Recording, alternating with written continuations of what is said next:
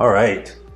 Occasionally I'll do a watch review on a non-affordable watch, and this is certainly one of them. Today we're going to take a look at the Rolex Explorer 14270.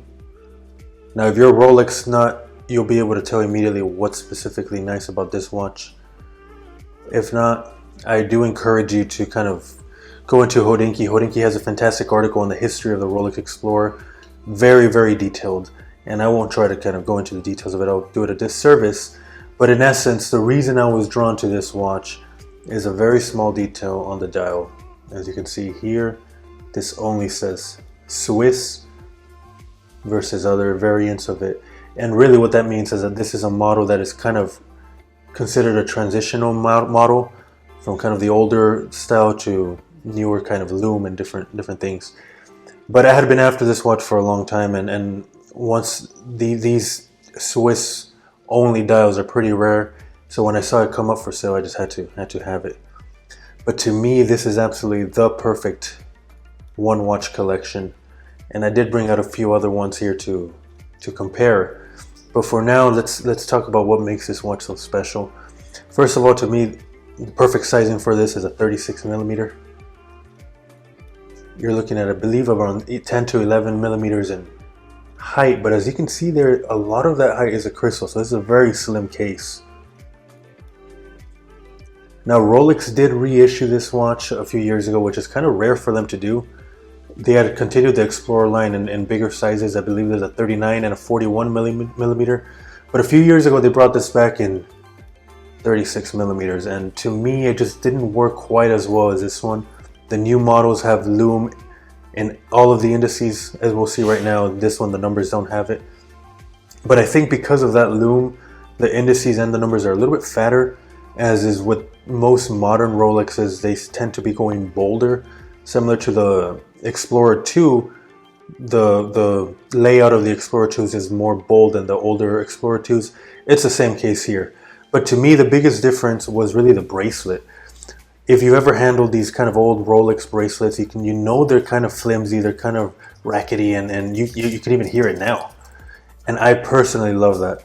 Well, I think objectively speaking, in quality wise, the newer bracelets are just much better. They have the adjusting clasp here. This one does not.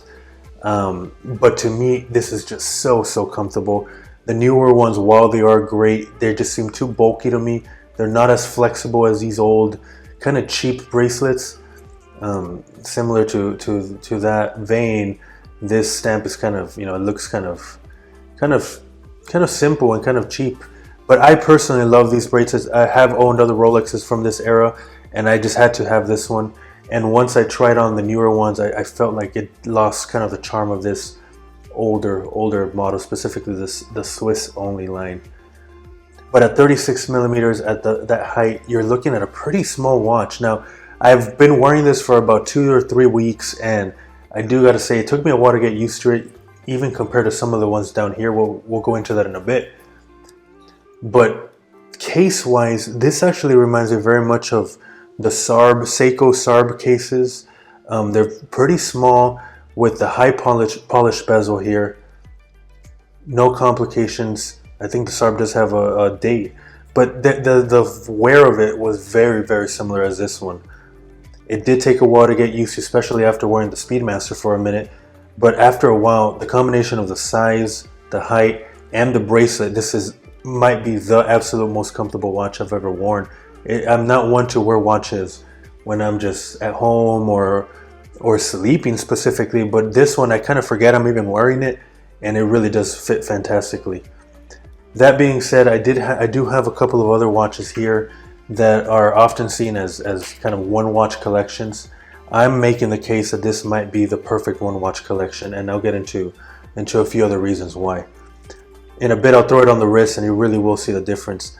But overall, to me, this is the absolute perfect Rolex, because to me, it's a Rolex that nobody really knows about. You can wear this and no one will really be able to tell that it's a Rolex unless they actually look into it. Whereas if you're wearing a Sub or a Daytona, you're going to immediately know it. To me, this is a perfect under the radar watch. It's a great tool watch, has good resistance, has good shock resistance too, water resistance and shock resistance. And to me, this is just the perfect Rolex. And it's actually, I had said I wasn't buying any more Rolexes, but after getting this one, I'm thinking this might be the only one I need. But let's check out some of these other watches. Particularly, I do want to show off the size and how small this one actually wears. Now, obviously here we have the Speedmaster Pro. This is a standard Hesalite crystal, solid caseback. But here you can kind of really see the size difference. Quite a bit thicker too. Obviously you have a chronograph mechanical movement in the Speedmaster. But again, I've been wearing the Speedmaster prior to this purchase, and it really is enormous compared to the Rolex, and you can really see that there. Now I do have a relatively small wrist at around 6.5 or 6.75 inches, and I can wear both of them, but again, the comfort of this one is just incredible. We'll check out the lume comparison there in a bit. But another thing to consider about is this Speedmaster is one of the, I think I bought this in 2015 or 2016, and the bracelet was absolutely terrible. It's too clunky in my opinion, it's too stiff, and I actually swapped it out for this Uncle Seiko one, which to me it's crazy that a $150 bracelet like this one can be a lot more comfortable than the stock one. But I do think the Speedmaster, the Omega, has addressed that and upgraded their bracelet. But similar to the Rolex, this bracelet is super comfortable, kind of flimsy, kind of rackety, but both of these are really, really comfortable. Now you can really see the high crystals on both of these, and I think even the Speedmaster is quite a bit more. But overall, this is a good shot for comparison's sake.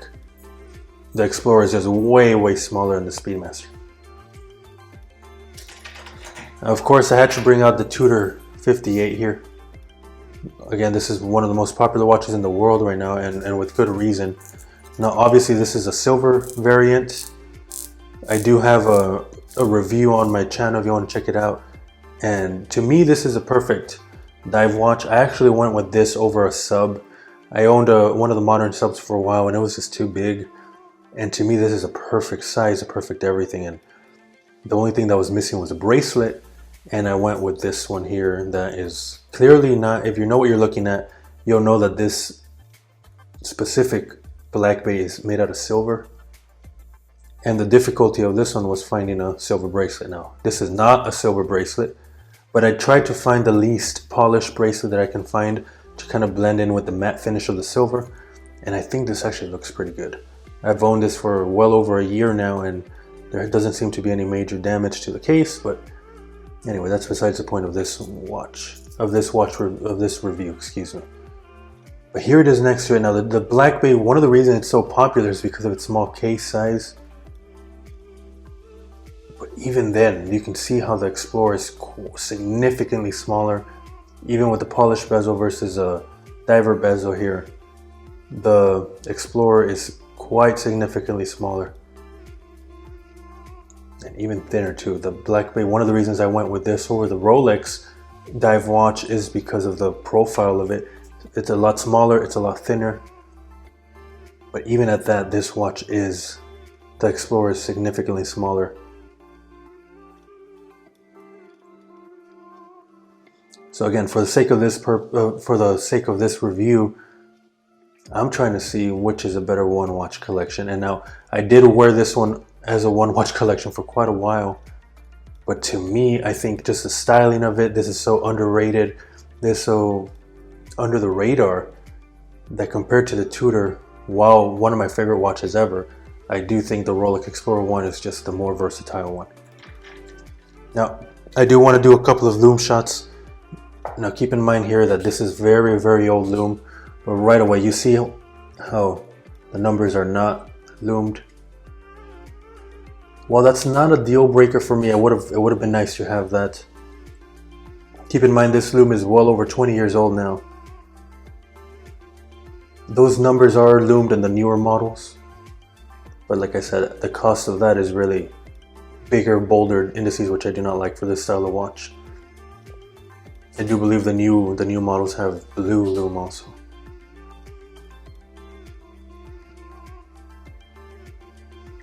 Now let's compare this to the Tudor, which again, the Tudor is only 2 or 3 years old, so I would expect for it to blow it out of the water, and it does. Well, actually, you know what? It doesn't really blow it out of the water. It's just a little bit stronger here.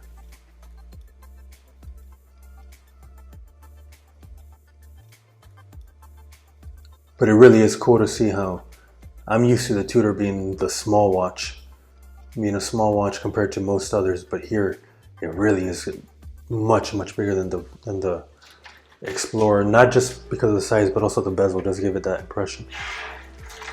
And now, of course,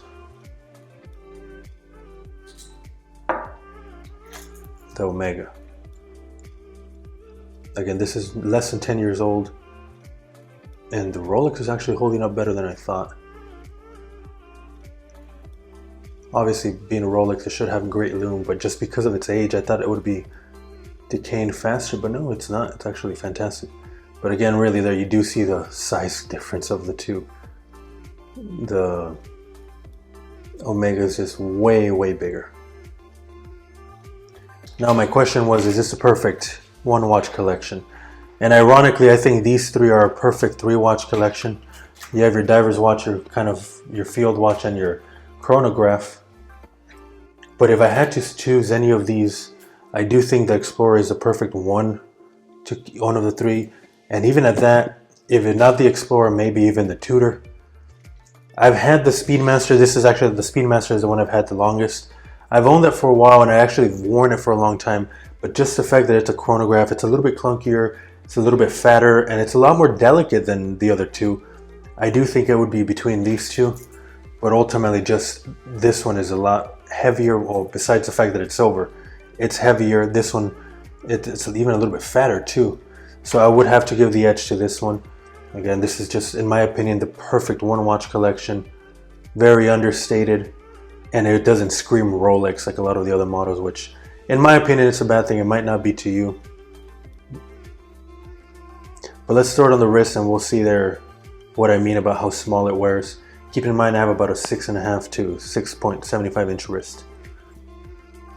Yeah, so on the wrist, it does wear extremely comfortably. It wears a little smaller than I'm used to, because I tend to stick to around 38 millimeters, 37 millimeters, or with the Tudor 39.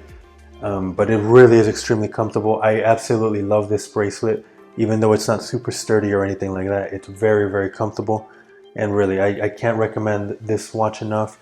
If you go with the newer one, I do think you're sacrificing some of the comfort for the better technology, and to me, these older models are just absolutely the way to go.